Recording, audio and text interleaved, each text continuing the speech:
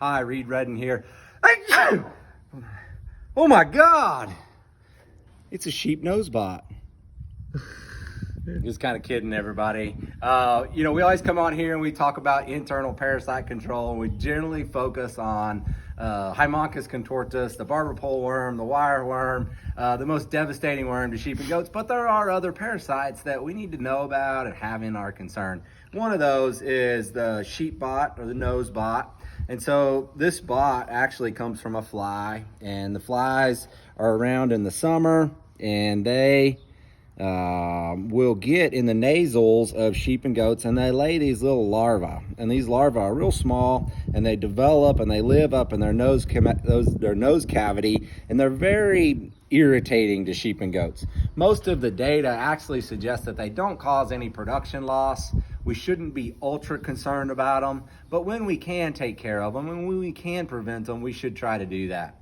So these nose bots are pretty well treated with our macrocyclic lactones. Okay, that is the chemical class of dewormers like cydectin and ivermectin.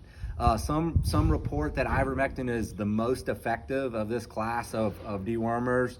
And so some people would jump to the conclusion, well, we need to be given ivermectin multiple times in the summer to prevent these. The downside to doing that is overuse of these products will then lead to resistance of our internal parasites.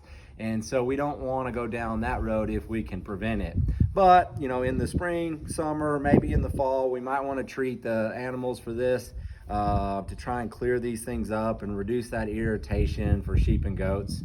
What you'll see is that we actually found this little guy in a water trough. And so likely a sheep walked up to that trough, sneezed, just as I did kind of jokingly at the beginning of this video, and deposited that little guy in the water trough, and it died.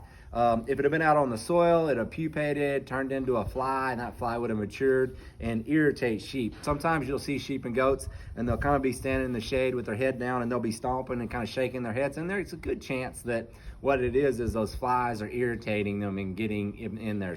When animals have these larger nose bots, you'll see some snot come in, some real clear fluid coming out of their nose.